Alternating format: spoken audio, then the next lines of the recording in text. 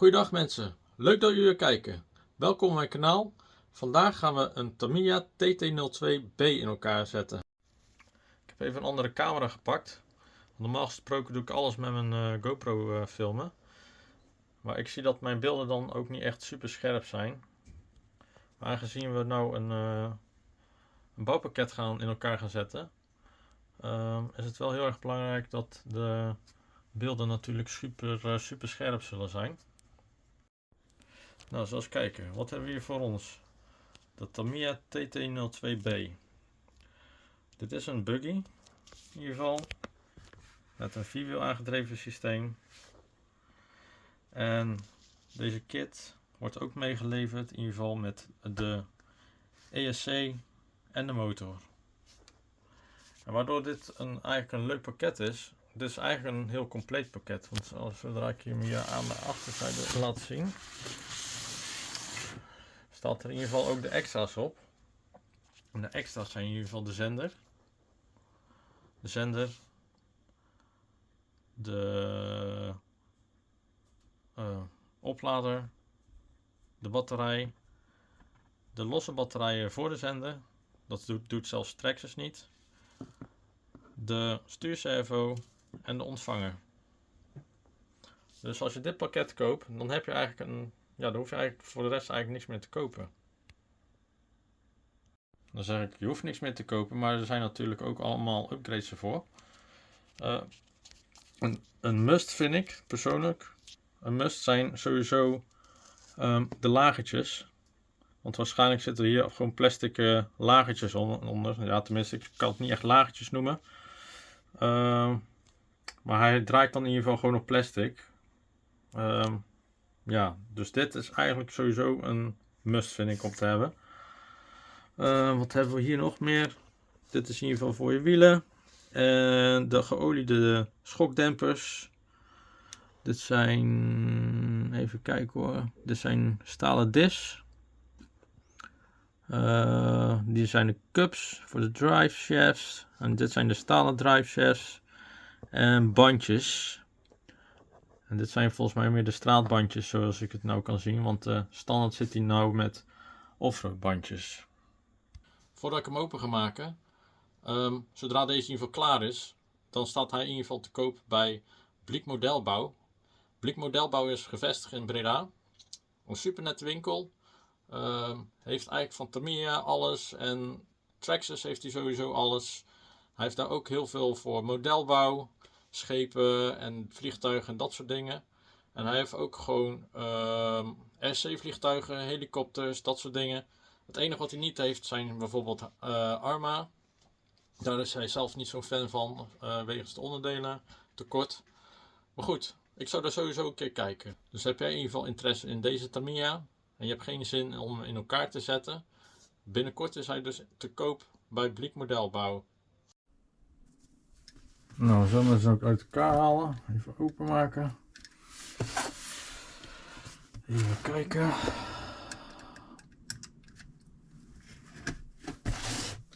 Zo is natuurlijk niet beschadigen.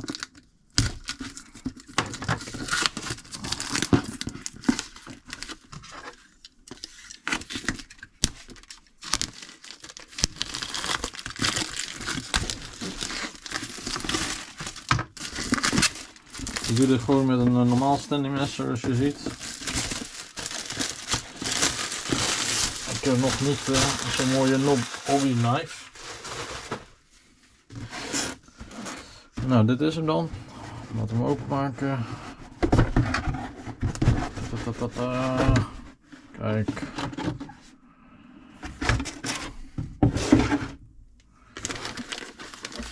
De kap. Deze is al gespoten in ieder geval. Dus dat scheelt je sowieso ook al werk. Ik vind het zelf ook altijd wel leuk om te doen om te spuiten. Maar bij deze is het al in ieder geval gedaan. Je moet je bij deze kap in ieder geval alleen nog de stickers erop doen, zie ik. Nou, de kap hebben we voorlopig nog niet nodig. De vleugel. Die is mooi in het metallic kleur gespoten.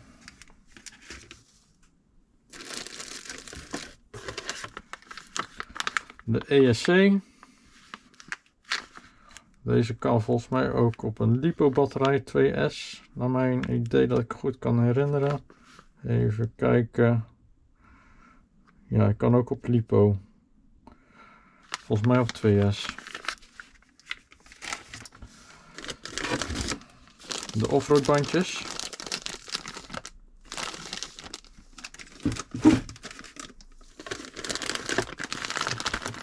Kijk. Oh, want ik ook al gelijk zie dat hier ook de upgrades al bij zitten.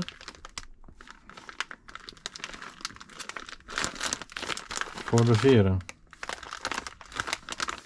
Alleen de lagertjes die zijn nog van plastic, zie ik. Of hij moet ergens tussenin zitten. Maar ik kon het net in ieder geval in het pakket in ieder geval niet zien. Laten we hem dus gewoon openmaken. Wacht, ik begin eerst even met de grote delen. Dan ben ik daar vanaf.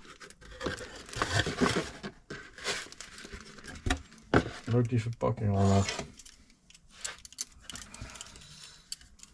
Ik doe even een schaar.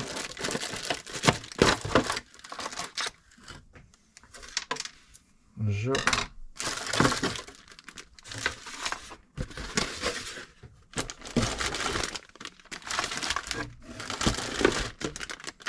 Heel veel onderdelen. Ik denk dat ik het makkelijkste dit even kan skippen voor jullie.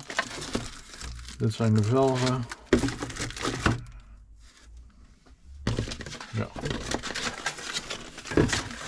Ik zal dit onderdeel even skippen voor jullie. Moet je eens kijken wat de onderdelen er allemaal in zitten.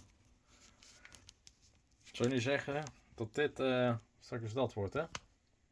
Ik ga zo even het boekje lezen. En alle onderdelen die ik voorlopig nog even nodig heb, die doe ik even terug achter mij in de doos.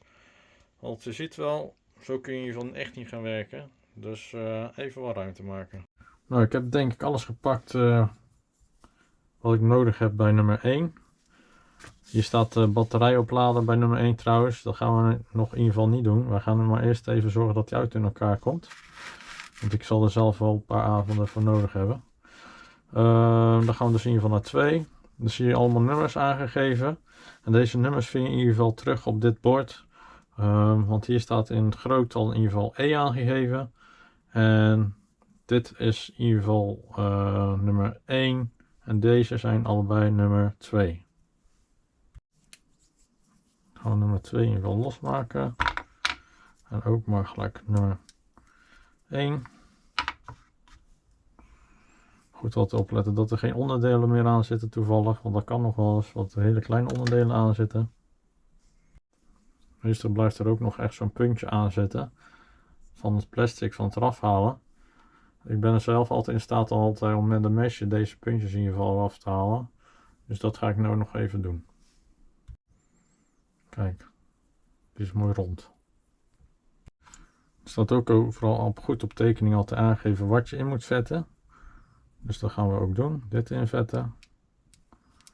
Er zitten trouwens geen metalen lagers in, maar de plastieken. Zoals je hier ziet, dit zijn de plastieken.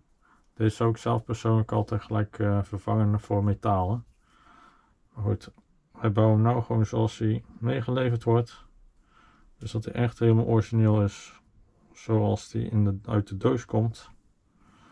Dus dan moeten we ook deze plastic laagjes erin stoppen. Deze erin. Zo. We kunnen de speurkeer erop zetten.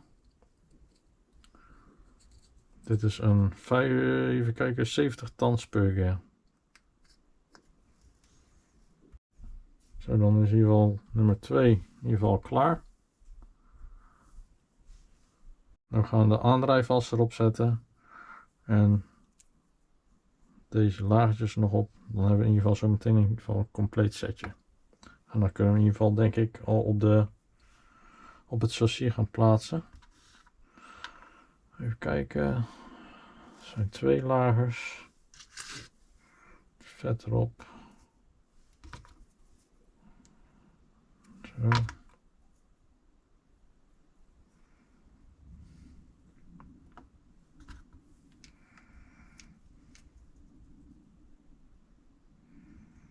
Zo. Deze zitten. Komt deze daarin. En deze daarin. Nou, dan kunnen we hem plaatsen.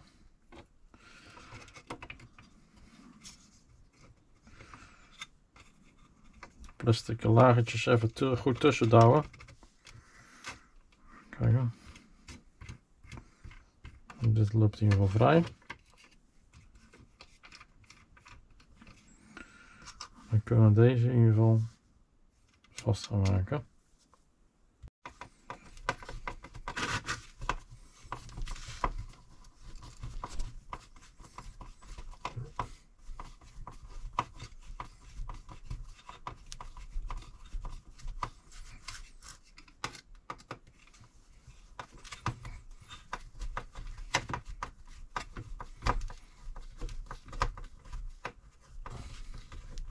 Ik gebruik hiervoor gewoon een normale kruiskopschroevendraaier. Zo. Want ik gebruik zelf eigenlijk nooit kruiskoppen, dus ik heb daar geen professionele schroevendraaiers voor, om het zo te zeggen. Hier ook een beetje vet erop. Aan de andere kant ook. Dan kan hij zo meteen lekker in het vet met de diffs draaien. Deze heel even aan de kant. Dan maak ik plaats om de diffs in elkaar te zetten. Dan hebben we voor nodig in ieder geval de gear case. Of de differential case. En de ring gear. En alle kleine losse gears die in de gear case komen. Bij deze stap is het heel erg belangrijk om in ieder geval, als je deze losmaakt, al deze losse plasticjes even weg te halen. Want dit draait natuurlijk allemaal rond en dan wil je echt geen obstakels hebben. Dus deze eventjes weghalen. Dan plaatsen we al deze kleine gears hier op het kruisje. Zo. Zo. Zo.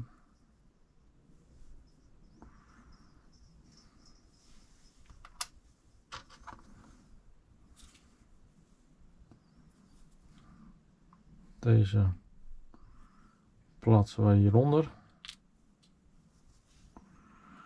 En voordat we deze hem dan erin doen, dan doen we ook nog deze grease erop. Zodat alles goed in het vet zit. Zullen we hem hier in ieder geval plaatsen. Zo. De vet wat in ieder geval mee is geleverd, dat is niet standaard eigenlijk. Standaard heb je gewoon alleen de tube. Maar deze speciaal in ieder geval voor de diffs. En deze is in ieder geval een heel stuk stugger. En deze krijg je ook niet makkelijk gedraaid. Dus ik denk dat die ook daardoor straks wat sneller invalt, denk ik. Dus dat is eigenlijk wel beter. Nou, de ring gear erop. Dan lijkt het al echt al op een diff. Hier moet je echt hele kleine schroefjes in douwen. Daar heb ik ook echt een mini kruiskopschroevendraaiertje voor. Dus als je die nog niet hebt, dan zou je die even moeten aanschaffen. Nou, 2 diffs in elkaar.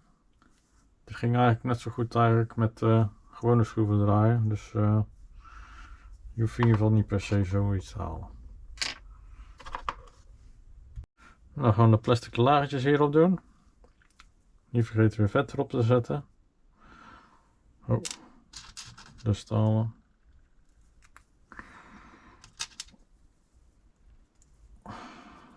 Zo.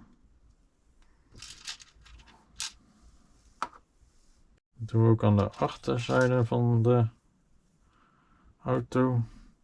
Daar hebben we ook eenmaal diffs nodig. Dus even kijken. Deze plaatsen we zo.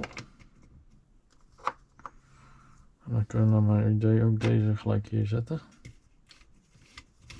Een soort kapje over de div. Dan komt de div aan de achterzijde. Ook hier even wat vet.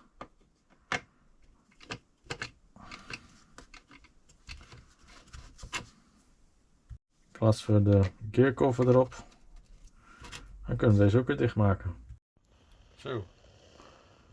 Dit begint al in ieder geval op een autootje te lijken. En de volgende stap is in ieder geval de motor in elkaar zetten. Hier hebben we de motor. Die is altijd meegeleverd. Vergeet in ieder geval niet het kartonnetje hier tussen te doen. En dan pas de motorsteun. Nou, de motorsteun zit erop. En dan kunnen we de ping gear erop draaien. Voordat je hem in ieder geval vastdraait, zorg dan in ieder geval voor dat jouw gears in ieder geval wel gelijk staan met je speurgear, voordat je de ping gear überhaupt helemaal totaal vastdraait. Want anders als je hem bijvoorbeeld zonder te kijken zo vastdraait, dan weet je in ieder geval niet hoe die op de speurgear staat. Dus even opletten. Nou, dan kunnen we hier in ieder geval de gearcover weer op plaatsen. Kunnen de schroefjes er in ieder geval op. Dan kunnen we weer naar de volgende stap. Dan draaien we om. En dan gaan we de armsteunen plaatsen aan de achterzijde. Dus even kijken. Deze moet ik hier aan de achterkant plaatsen. Deze zo, denk ik. Kijken of dat zo lukt. Ja. Zo. Hoppatee. Is het.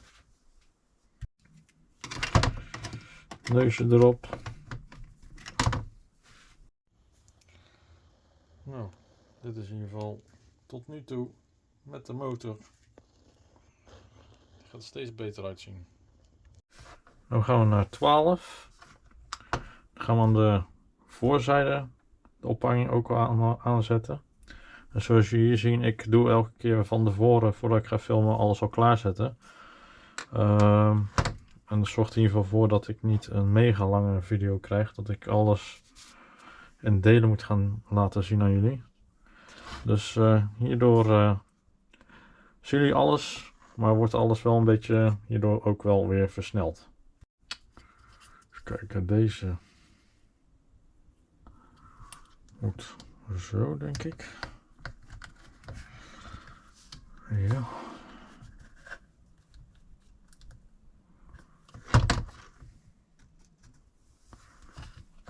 Dan moeten deze kleine dingetjes hierin.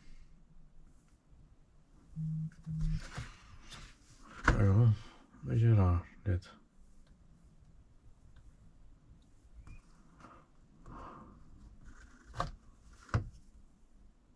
Oh, ik snap het al.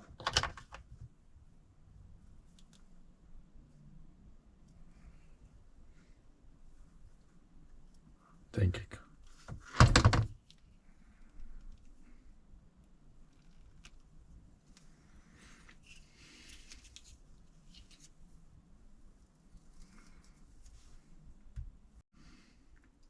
Nou, deze ringetjes vallen hierachter dan of zoiets. Zo, denk ik.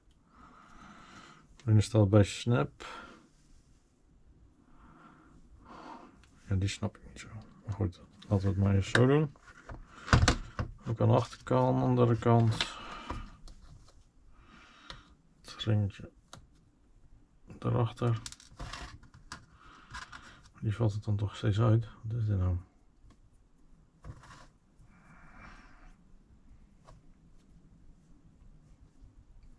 Er staat ook op de tekening Snap. Dus je moet, ik denk dat ze dan bedoelen dat er iets in klikt. Maar dat is op deze manier in ieder geval niet.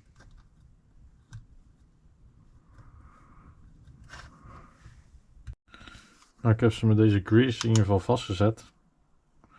Dat moest je ook doen. En dan blijft hij wel plakken, maar Dat is die snap wat ze daar eigenlijk bedoelen. Ja, die ervaring heb ik niet. Maar goed. We zullen bij de volgende stap eens kijken, want dan moeten we hem deze doorheen halen. Dan blijft hij sowieso zitten. Deze schroefjes even vastdraaien. En dan kunnen we naar de volgende stap. Deze puntjes naar achteren. Even kijken of dit allemaal in één keer goed gaat. Want ik moet nou 2 tegelijk doen. Een beetje onhandig. Kijk hoor.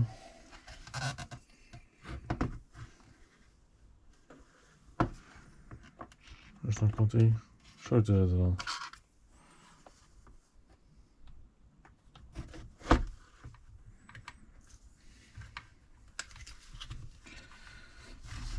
Even kijken hoor.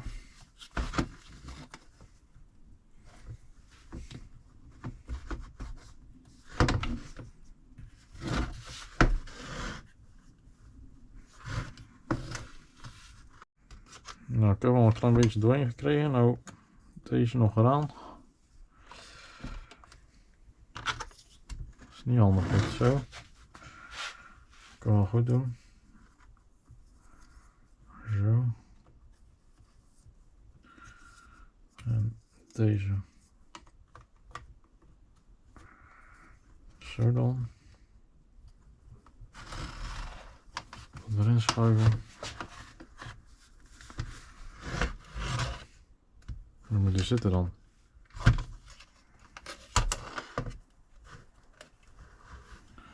Zo.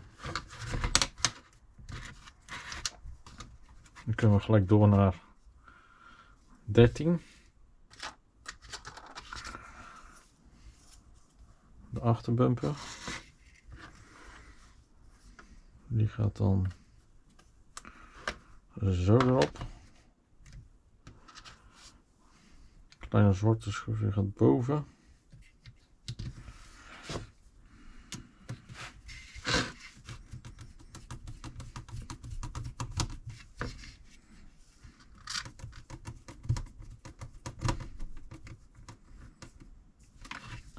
En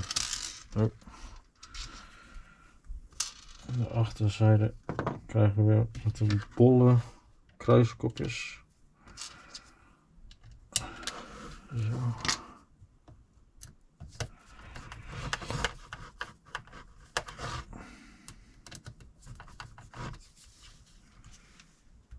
Gaan we naar 14. Ik heb even daar weer wel ruimte gemaakt, want ik moet nou weer andere schroefjes gebruiken. Dus nu heb ik daar in ieder geval schroefjes van A. En dan heb ik hier aan deze zijde in ieder geval de schroefjes van B. C die zal ook nog wel komen, dus die hou ik dan ook apart. Want anders zitten alle schroefjes in ieder geval door elkaar en dan weet ik niet meer hoe het nou zit. Dus ik denk dat ik op deze manier alles makkelijk kan onderscheiden. Maar goed, we gaan nu naar 14. Dus even kijken. Dan moeten we deze zo houden. Even kijken. Ik zal het eventjes weer zoeken. Want deze. Zit hier verschil in? Nee, hier zit geen verschil in. Deze komen dan zo te zitten. En deze schroefjes komen erop. Dus deze hier moeten we ook nog wat vet op zetten, zie ik wel. Wat vet erop. Doorheen halen. En dan kan ik hem schroeven.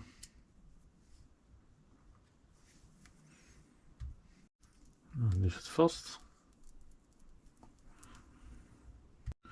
Ik zie gelijk dat ik C8 was vergeten. En dat zijn deze houdertjes. Waar strakjes de spalk overheen valt voor je batterij. Dus deze ga ik nog even vastmaken. Dan moet ik eventjes onder het chassis zijn. Dus hier achter valt een schroefje. Dan kunnen we ze vastdraaien.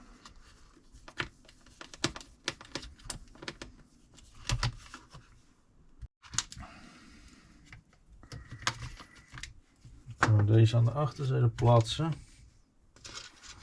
Ook weer met 3 schroefjes vastzetten.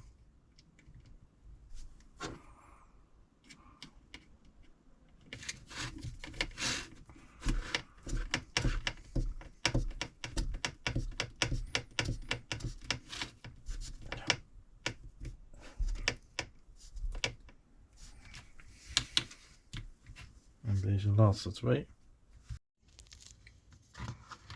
Kijk, zo ziet dat er dan uit. Dan gaan we zo meteen naar de volgende stap. En dat zijn de aandrijfassen plaatsen. En het stuurmechanisme. Nou, ik heb het net al eentje in elkaar gezet. Dit wordt het gedeelte om mee te sturen. Hier is het in ieder geval belangrijk dat je de schroefjes allemaal niet te hard aan gaat draaien. Want je wilt natuurlijk ook wel dat hij een beetje vrij spel heeft.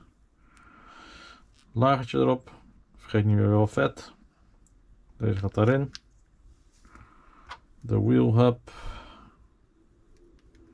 Die gaat hierop.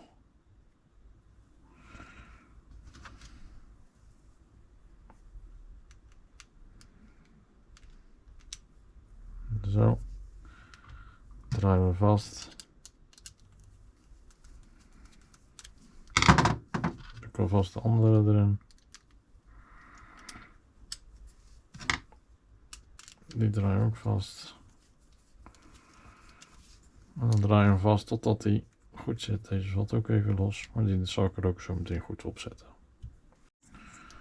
Nou, deze tool zit er ook bij. Dan kun je wel deze mee indraaien. Deze gaan altijd wat lastiger, omdat hier nog geen draad in getapt is. Dus die moet je echt puur met de schroefdraad van het schroefje erin maken, door hem gewoon erin te draaien.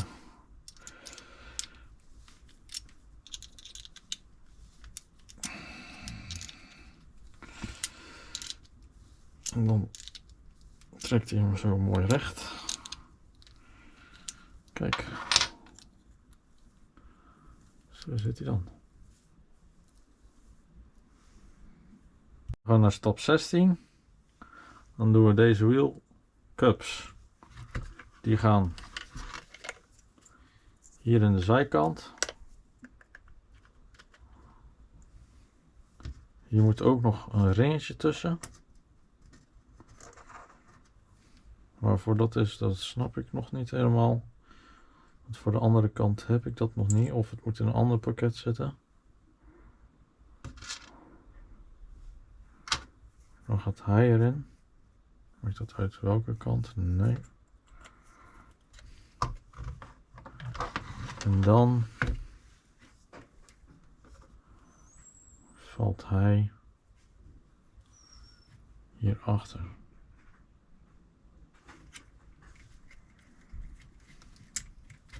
Zo. Zo dan. Ja.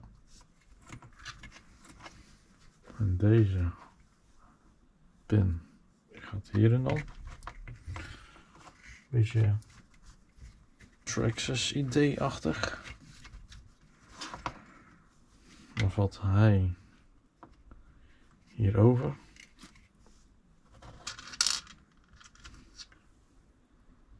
Niet vergeten te vetten.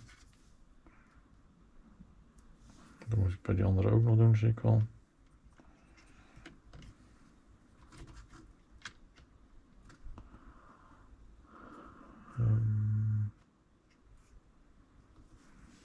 Gaat heel goed zo? Ik denk het wel dan.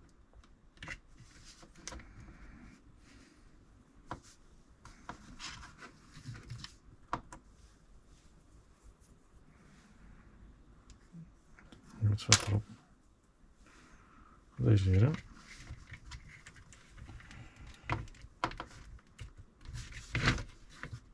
En ze draait weer. Al het vet goed eromheen zit. Dan ga ik hem vast draaien. kom net achter dat deze ringetjes eigenlijk helemaal niet erin moeten. Er moet eigenlijk deze zwarte moeten in de cupjes. Eigenlijk kun je nog heel erg makkelijk zien, want op de tekening staat dat ook aangegeven. Wat dichterbij doen. Hier zie je zo'n ringetje. En dat ringetje past dan precies als op het plaatje. Dus dat is herkenbaar. Daardoor ben ik er ook achter gekomen. Even een tussendoortje.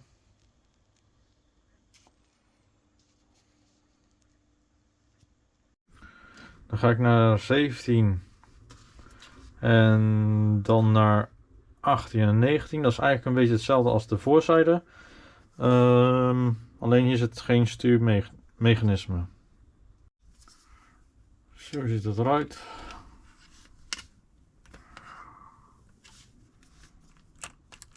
Gaat heel soepel. Ik heb niet al te vastgedraaid. Lekker wel vet. En als het goed is, zou die nou moeten draaien. Ja. Want als je draait.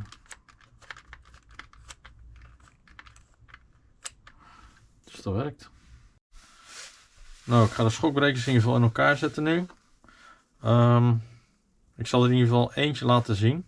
Omdat de rest van de schokdempers die zijn ook gewoon hetzelfde. Dus ik laat jullie eentje zien.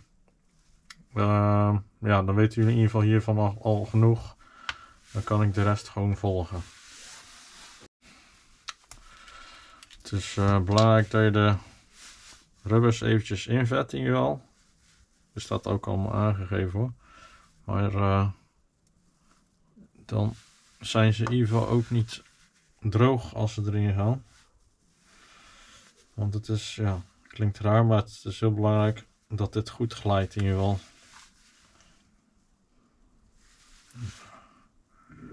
Ik doe hier ook nog een beetje extra. Het is nooit te veel. Kijk, dan kan ik deze in ieder geval, de tweede, die kan ik ook weer zo mooi op het vet laten vallen. Dus dan op de olie. Dan zit hij ook gelijk aan twee kanten in de olie. En dan als topping zou ik zo maar zeggen, nog een beetje olie. En dan kan het dopje erop gedraaid worden. Zo.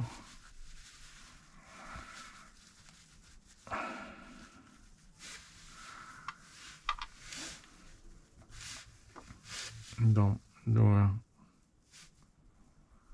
deze. Ik zal even wat dichterbij doen. Die ook wat vet erin. Dan kan ook onderkant deze door het gaatje heen. Dan valt hij door de rubbers heen. Dat zorgt dat hij dicht komt te zitten.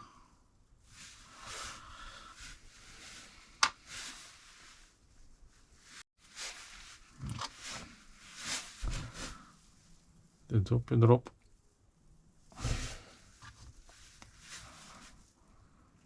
Deze kunnen we vastdraaien.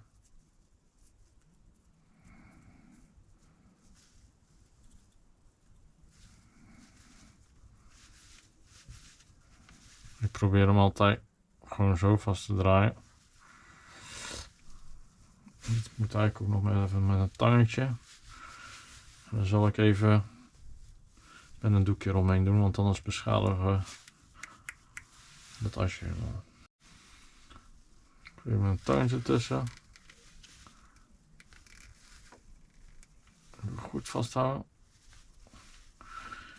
En dan zit hij vast. Zo. Kijk. Dat is in ieder geval een deel van de schokdemper. Dan gaan we nu vullen.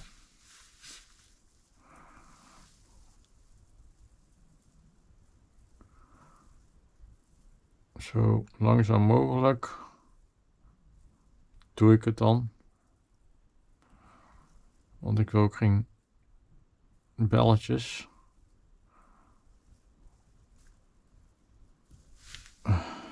Zo.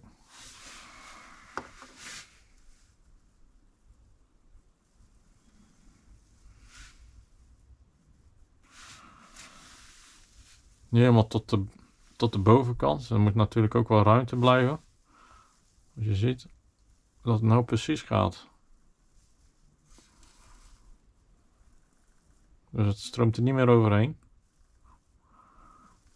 Dan kunnen we... Ik zal eens kijken of er niet te veel belletjes in zitten. Er zitten wel wat belletjes in. Dus ik laat hem eventjes rechtop staan. Totdat alle belletjes eruit zijn. Alle belletjes zijn eruit.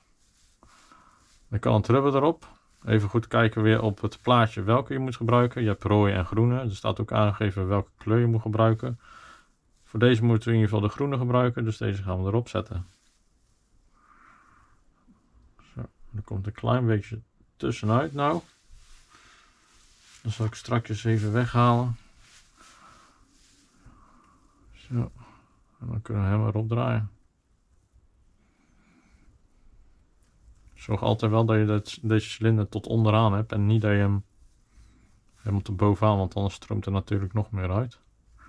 Dus even tot onderaan houden en dicht draaien. Dan komt er sowieso al gelijk wat meer druk op te staan. En ook hierbij, vast is vast. Nou, ik heb ze alle vier in elkaar gezet. De ene grote en de andere wat kleiner natuurlijk. Nou gaan we de veren tussen plaatsen en aan de auto monteren. Voor dit stuk moeten wij in ieder geval spacers tussen plaatsen. Dat zijn 3 verschillende maten. Waar je even op moet letten dat je de rondjes in ieder geval niet eraf snijdt. Die heb je gewoon nog nodig. Deze klik je zo erop. Zo. En deze nog, de laatste. Dan kan de veer erop. En dan plaatsen we deze ertussen. Even kijken of dat makkelijk gaat. Zo voor de camera. Zo, ja, kijk. En die zit. Deze gaan we ook bij de andere monteren. Die laat ik ook niet aan jullie zien, want dit is voor jullie ook wel duidelijk, denk ik. Pop. Dan gaan we de schokbrekers plaatsen. Dat is een losschroefje met een busje eraan, zeg maar. Hier valt een ringetje op. Die plaats je hier boven in de schokbreker. Vergeet niet het vet erop te doen. Dan kunnen we hem hier op de bovenste vastdraaien. Oh. Het is altijd lastiger om te filmen en te knutselen tegelijkertijd. Het is makkelijker om het niet te filmen en gewoon lekker te knutselen natuurlijk. Maar goed, ik wil jullie dit wel laten zien. Want dit is gewoon ontzettend leuk om te doen. Nou, dan ga ik deze spacers eventjes gewoon zo naar buiten. Dat vind ik wel mooi en zo. Moet die spacer wel blijven zitten. Zo. En aan de onderkant. Hier heb je een keuze uit 3 gaten. Moet je even goed op tekening kijken welke je moet hebben. Ik heb net gekeken, wij moeten in ieder geval de middelste hebben. En dat komt eigenlijk zo uit te zien.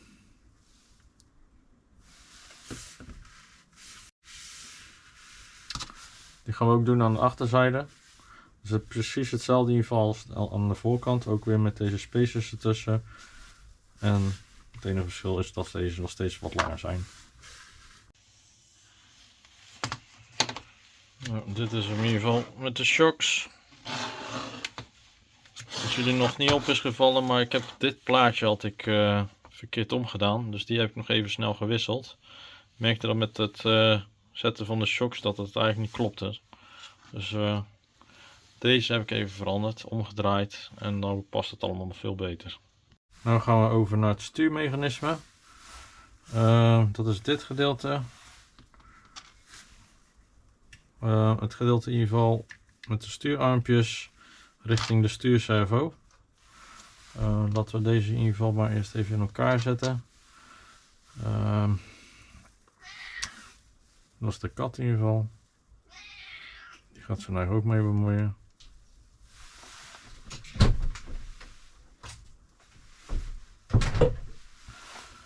Zo. Die is ook weg, die kat.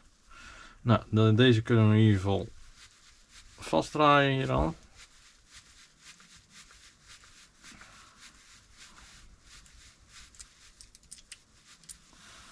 Als je hier mooi aan de onderkant aansluit, zit hij goed. Dan doen we hem ook met de andere.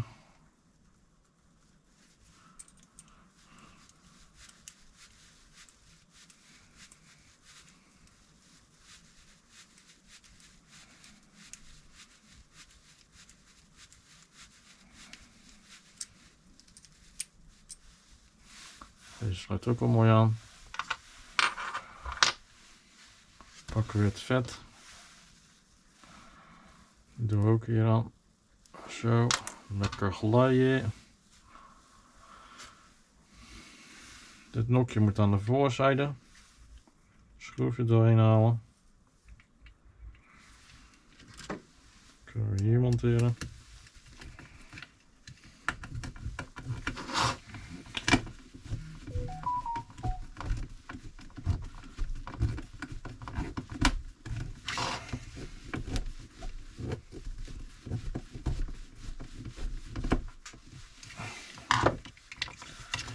Niet te strak, want je wilt dat dit lekker soepel blijft draaien.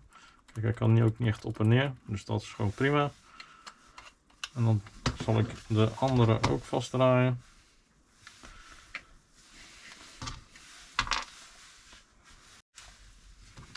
Dan gaan we deze stuurstang hierop klikken. Kijken of ik dit met de hand kan doen. Dus moet ik even een tang pakken, maar het lukt zo ook wel.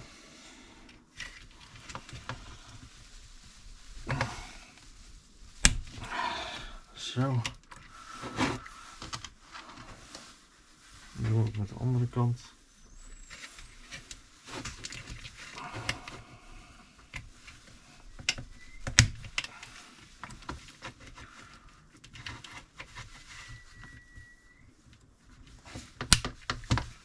Zo.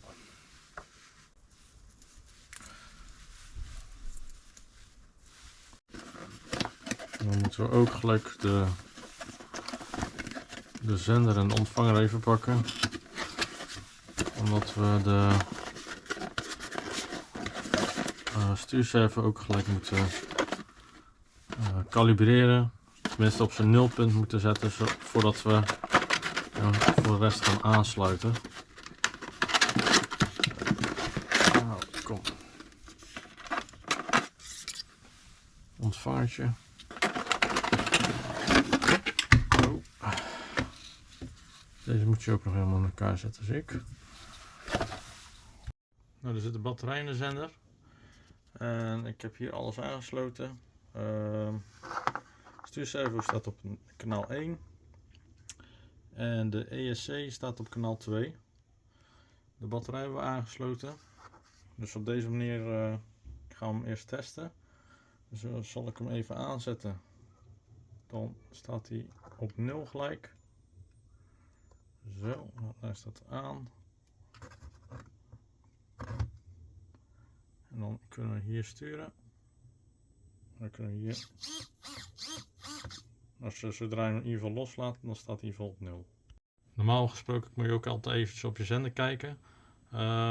Voor je trim. Kijken dat hij daar op 0 staat. Deze functie heeft deze zender in ieder geval niet. Ik ken deze zender ook niet. Maar ik geloof erin dat hij nou op 0, gewoon op 0 moet staan. Nou, ik heb de stuurservo aangesloten. En dan gaan we nou in ieder geval verder naar het stuurgedeelte. Dus we gaan alles aansluiten, zodat we het mogelijk kunnen maken dat we kunnen sturen. Plastic lagertjes, voor je het ook kan noemen. Recht ervoor houden. En dan kun je ze met een tang erin duwen. Zo. Dan moet je hem nog eventjes helpen. En dan heb ik hem net gewoon zo even op het bureau geduwd. En dan hoor je een klik en dan zit hij goed. Nou, dan gaan we hem vastdraaien. Eén schroefje komt hier aan.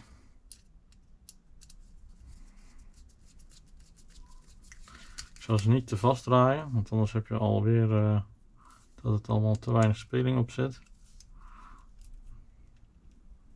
Ik wil wel dat het allemaal soepel loopt.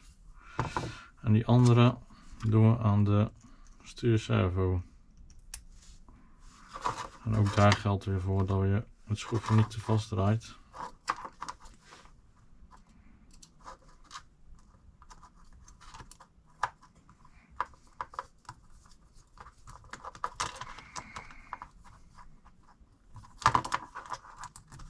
Blokjes plaatsen. Deze komen aan de zijkant van de stuurservo.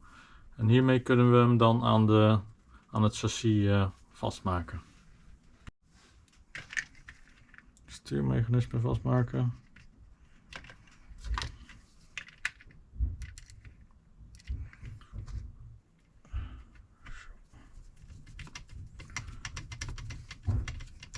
Vooral deze niet te strak zetten, want dan merk je als je deze echt vastzet, dan stuurt hij heel zwaar. Zo ziet het dan eruit.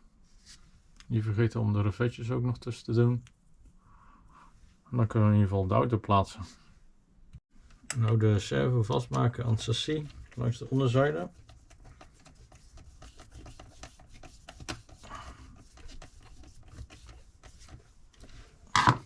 Dus altijd eventjes zoeken naar de gaatjes.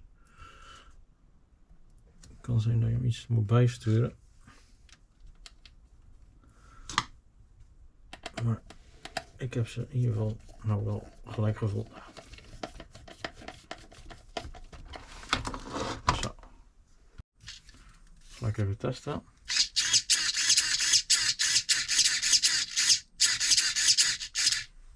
Nou, die werkt. Nou gaan we de luchthapper plaatsen op de motor, de luchtkoeling. En de aan- en uitschakelaar aan de koeling. Nou, wat wel een beetje vreemd is dat ja, ik heb hier de aan- en uitschakelaar. En die is eigenlijk heel anders zoals op tekening is aangegeven.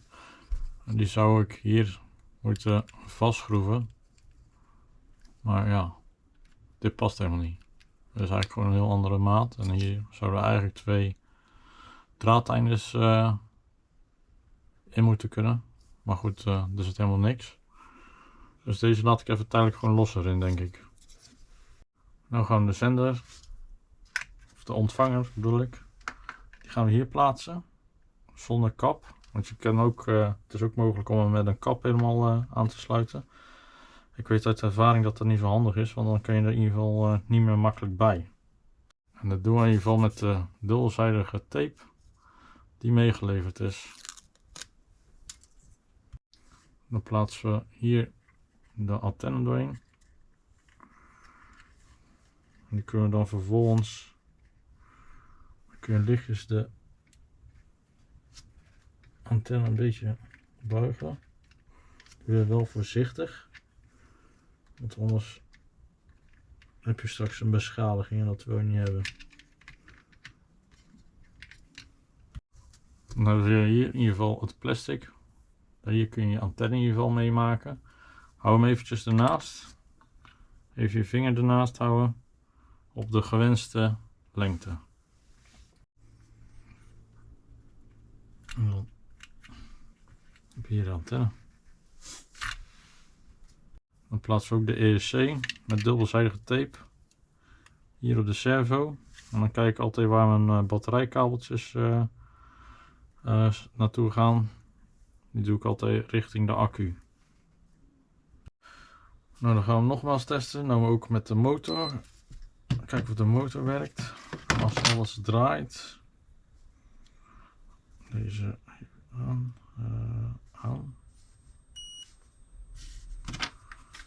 Sturen.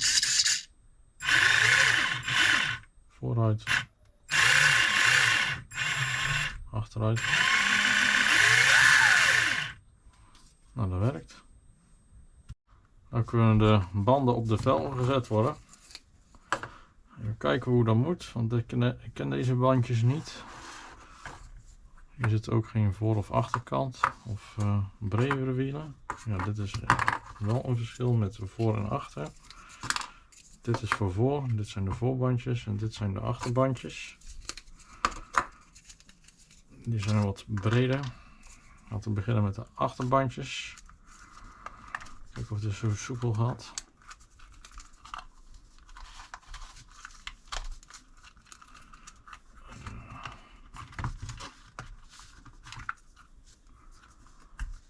Nee dus.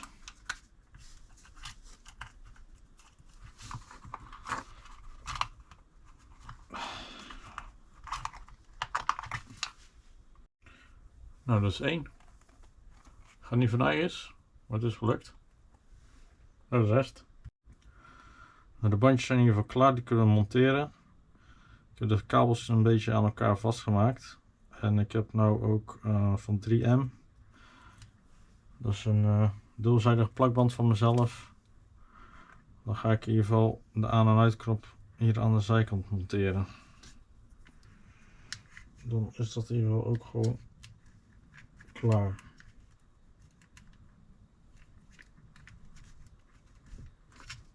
Zo. Dan krijgen we in ieder geval een lagertje.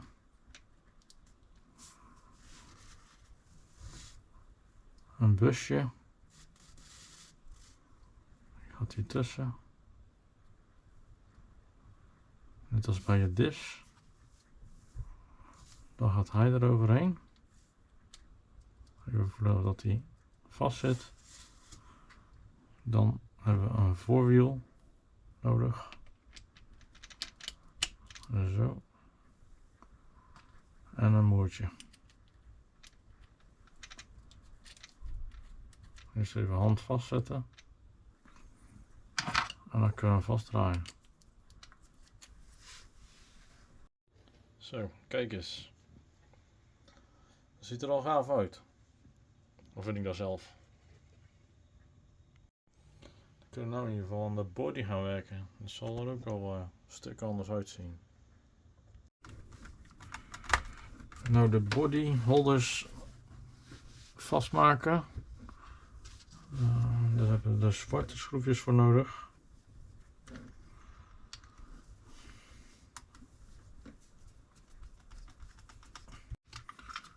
Ook aan de achterkant nog eentje.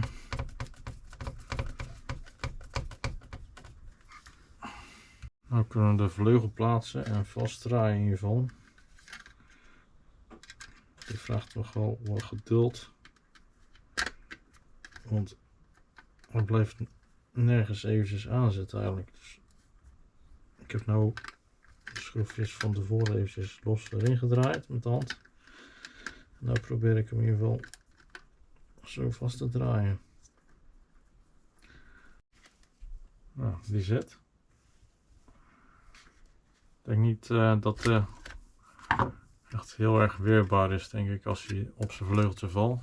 Maar ja, het ziet er wel gaaf uit. Een accu vastzetten, voordat we de body opzetten. Even kijken, deze grote clips voor nodig. 2 stuks. Zo eentje. Zo eentje. Even kijken naar de kabels. Dan kan ik zo iets maken, denk ik. Aan elkaar maken.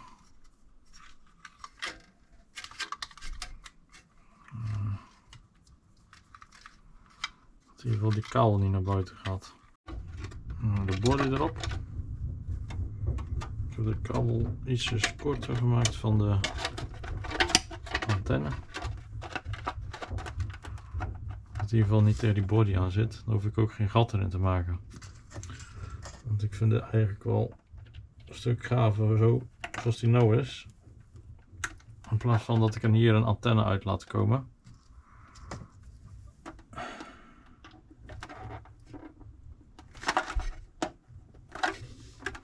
Deze mag iets lager.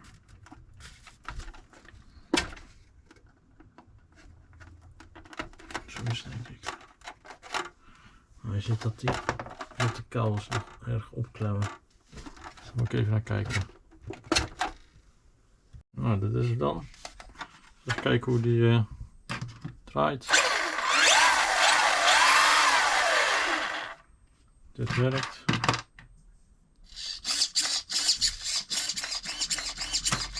Sturen doet hij ook al. Heel goed. Zo, kijk eens hier jongens. Ik vind hem wel vet. Eigenlijk is hij zo zonder stickers eigenlijk ook wel heel vet.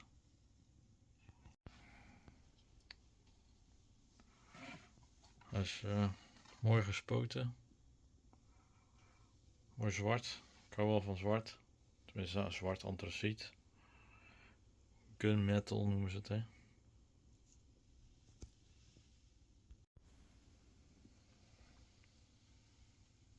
Ja, ik vind hem echt goed gelukt. Zo, eindelijk is hij zover. Nou, nog wat stickers erop. Dit doe ik in een latere video. Of misschien wel gewoon in een short. Want heel spannend is het nou eigenlijk niet meer. Maar goed, ik wil jullie deze video in ieder geval wel laten zien hoe ver die nou staat. Dus hij is eigenlijk zover klaar. Dus binnenkort komt hij te koop te staan bij Blik Modelbouw. Dus heb jij interesse in een buggy of iets? Dit is echt wel serieus een leuk model. En hier zijn zoveel spullen van beschikbaar. Dus je kunt er zo gek mee doen als dat je zelf wil. Maar nu is hij nog helemaal zo standaard mogelijk. Dus gewoon uit de doos. En je kunt hem tot nu toe gewoon volledig upgraden zoals dat jij hem zelf wilt hebben. Dus mocht jij dus interesse hebben, kom gewoon gerust een keer bij Blik Modelbouw een keer kijken. Hij heeft genoeg ook andere dingen. Maar deze staat in ieder geval straks sowieso ergens vooraan, verwacht ik. Voor nu in ieder geval weer bedankt voor het kijken. Er volgt nog een video van een benzinewagen. Dus als je nog niet geabonneerd bent, graag abonneren. Want dit wordt echt ook een leuke video. Tot de volgende keer. Yes. Down, down.